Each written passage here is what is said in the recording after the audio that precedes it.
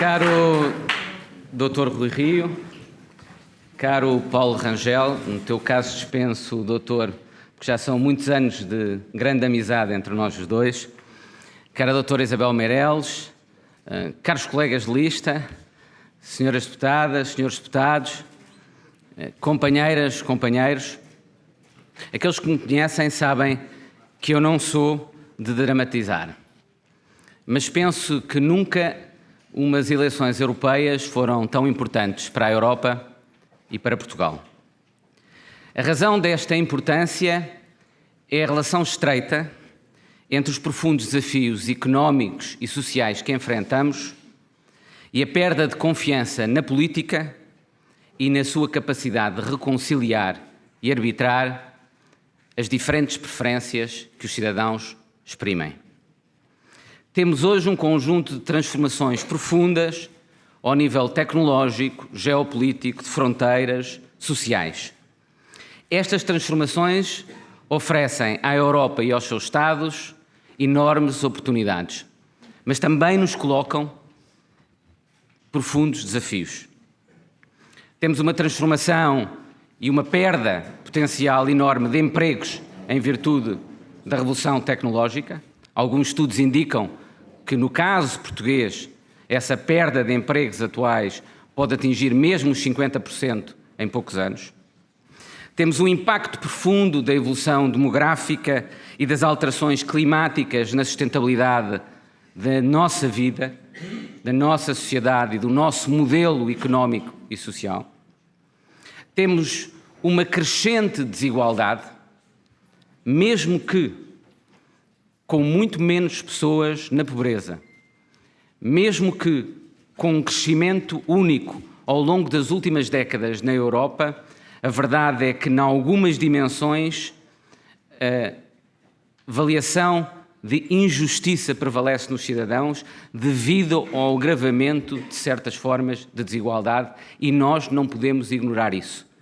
Da mesma forma que se fez no passado um erro de avaliação, quando, sobretudo na esquerda, se entendia que a redistribuição não teria impacto no crescimento económico e na criação de riqueza, é importante não fazer o erro simétrico de entender que desde que crescemos, desde que haja mais riqueza e desde que mesmo que todos estejam melhores, é irrelevante do ponto de vista dos cidadãos a justiça relativa. Não é, e nós temos de atender a isso.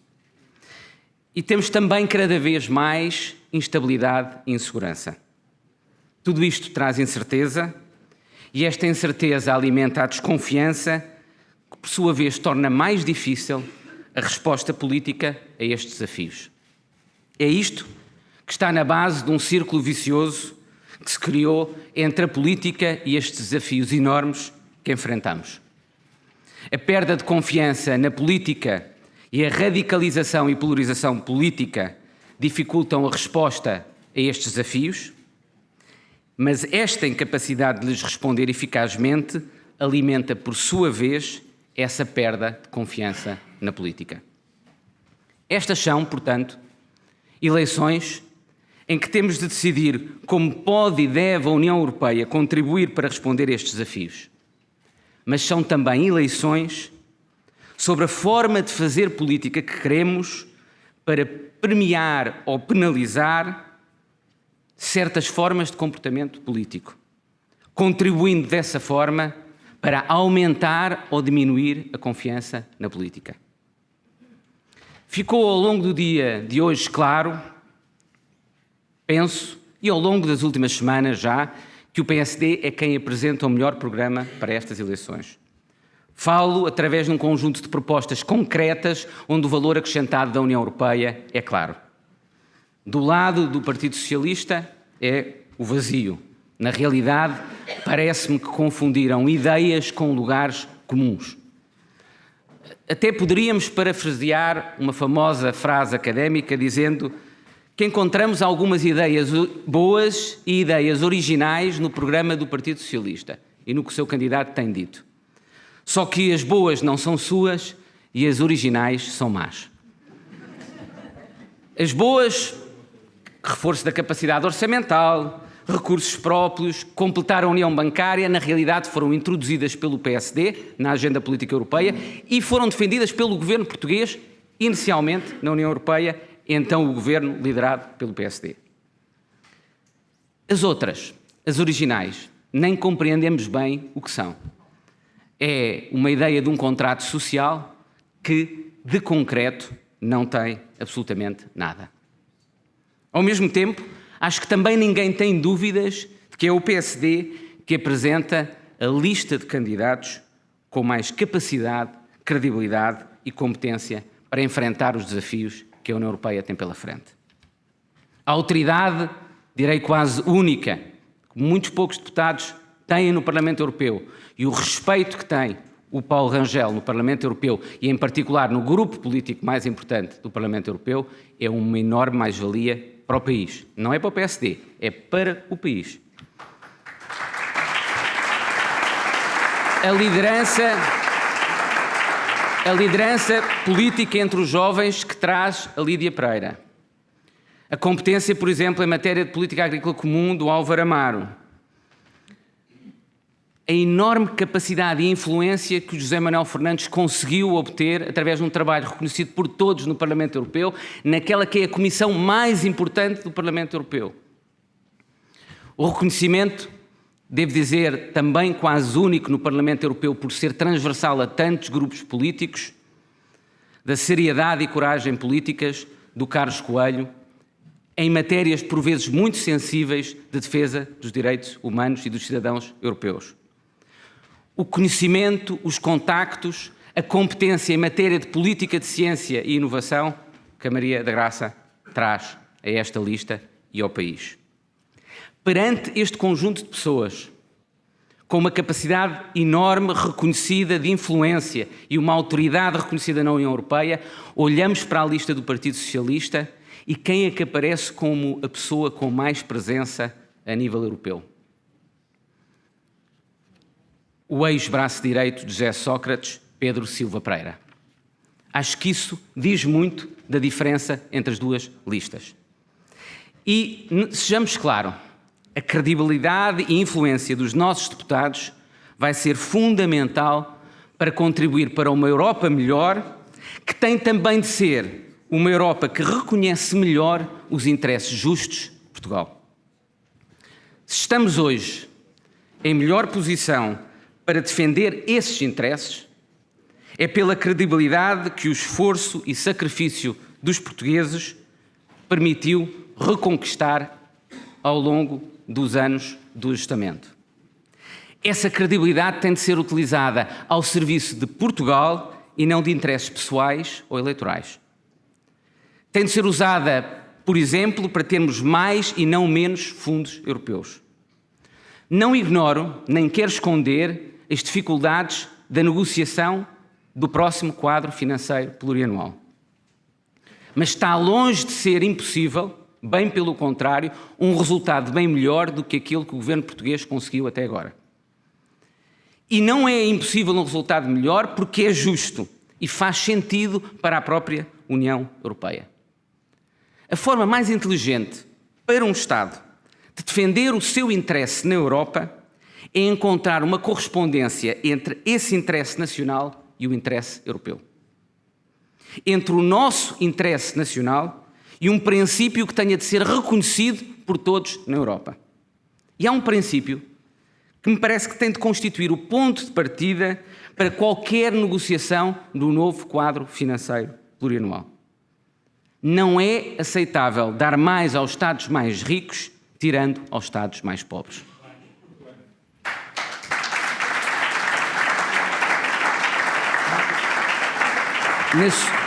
Na sua globalidade, o futuro orçamento europeu não pode ser regressivo. Só isto é compatível com o princípio da solidariedade e coesão na União Europeia. Eis o princípio europeu em que o governo português deve assentar a defesa do interesse nacional nesta matéria. E é, aliás, contraditório falar de um novo contrato social europeu e de uma Europa mais social, ao mesmo tempo que nos preparamos para dar, ou que se preparam para dar mais dinheiro aos Estados mais ricos, tirando aos Estados mais pobres. Em vez disso, aquilo a que assistimos É o nosso governo vir dizer agora que afinal se enganou quando dizia que era um resultado desastroso e que até temos um resultado muito bom e vamos receber mais fundos. Não sei bem quais são essas contas, devem ser as mesmas que os levam a dizer que quando estávamos em primeiro lugar na execução dos fundos europeus era muito mau e agora que estamos em sétimo é que é bom. São contas à socialista.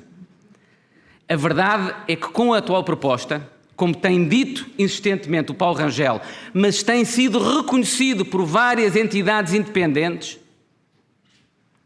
Portugal perde dinheiro enquanto Estados mais ricos ganham mais dinheiro. E isto é inaceitável. Só que a autoridade terá o nosso governo português para combater este resultado inaceitável quando anda agora a dizer que ele até é um excelente resultado? É isso que queremos dar à autoridade? É um governo e deputados que depois vão ser confrontados em Bruxelas com o que andaram a dizer de que este afinal era um excelente resultado para Portugal?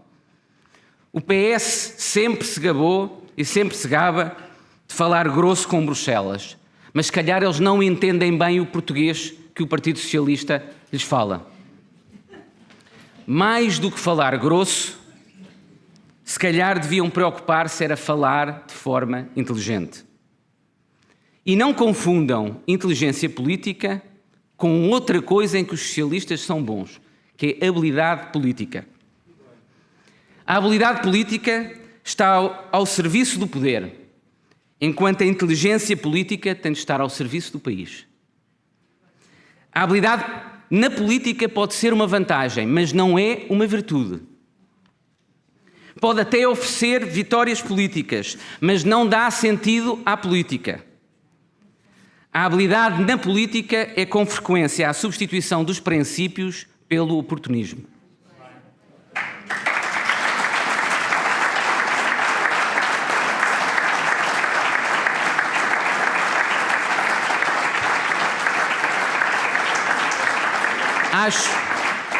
Acho que muitos se enganam quando acham que os portugueses confundem a razão de ser da política com o teatro político que alguns criam. E acredito nisto, acredito que os portugueses não fazem essa confusão, porque acredito que a nossa cultura está a mudar profundamente. E está a mudar num sentido positivo.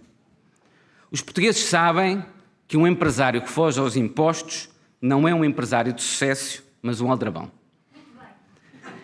Que quem sabe de um crime e não o denuncia não está a ser leal, mas sim cobarde. Que um futebolista que cava um penalti não é um artista da bola, mas um batuteiro.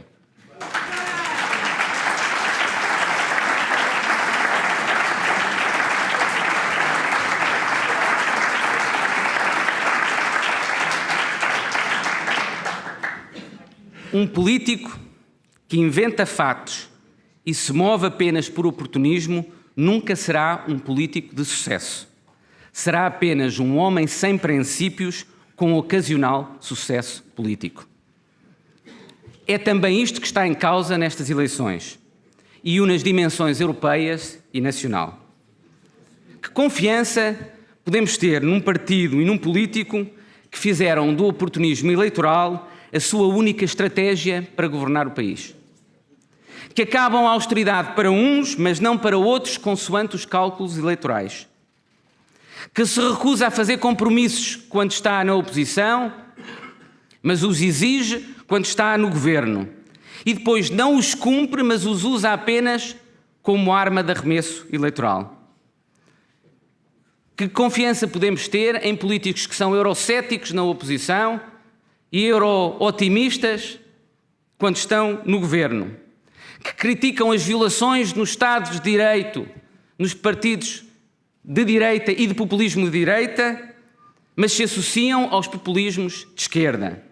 E era a altura de ouvirmos o Dr. António Costa e o Dr. Pedro Marques dizer o que acham do que se passa na Roménia, na Eslováquia e na Malta, e em Malta, com a mesma clareza com que o PSD falou do que se passa em partidos de direita na Europa.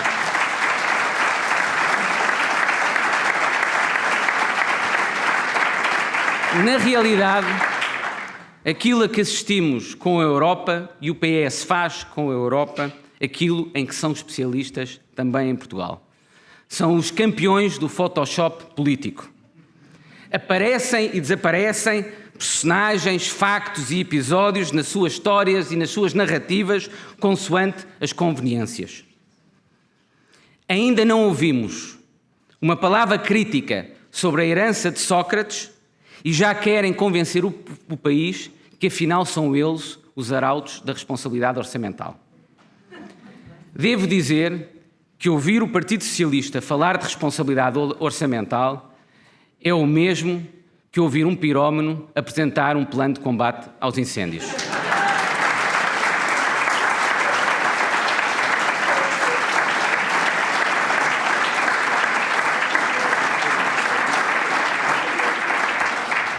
O que dizer, e isto para mim foi particularmente chocante e que ninguém praticamente fala disto em Portugal, quando ouvi o Primeiro-Ministro há poucos dias, o que dizer de um Primeiro-Ministro que exige à oposição a responsabilidade que diz nunca ter esperado daqueles que escolheu para parceiros de coligação. Isto devia chocar-nos, indignar-nos a todos. O Primeiro-Ministro anunciou ao país que escolheu como parceiros de coligação partidos que sabia e dos quais não esperava o mínimo de responsabilidade política e orçamental. Isto é aceitável? Isto é uma forma de fazer política aceitável? No meio da névoa dos últimos dias, ficou ainda mais transparente aquilo em que assentou o exercício de poder por este governo: a mera oportunidade política. É o exercício do poder para retirar dividendos do poder, quando o poder deveria estar ao serviço do país. Não é de estranhar, neste contexto, que o país se esteja a atrasar. Fomos ultrapassados por outros Estados-membros e estamos a cair na cauda da Europa. A economia e o emprego desaceleram, a produtividade continua a cair, o investimento público foi o mais baixo da nossa história democrática, a poupança está em níveis mínimos, a carga fiscal em níveis máximos e estamos de novo a cair em desequilíbrios externos. Como noutros tempos, no entanto, continuam a tocar a fanfarra do sucesso, mas já se preparavam para abandonar o navio. Esta forma de conceber a política, como jogo de oportunidades e malabarismos, mina a confiança na política e é isto que abre espaço a populismos. O primeiro desafio que temos hoje na Europa, mas também em Portugal, é aquele de reconstituir o verdadeiro sentido da política e a sua capacidade de reconciliar com justiça diferentes preferências dos cidadãos. Os enormes desafios que a Europa e os seus Estados enfrentam não serão vencidos por quem está apenas disponível para fazer o que é fácil, mas sim para quem está disponível para fazer o que é certo, mesmo sendo difícil. E só estando preparados para perder em defesa do que é certo é que faz sentido ganhar. Eu sei que é esta a história e a identidade do PSD e também sei que é por essa razão que iremos vencer as eleições. Muito obrigado.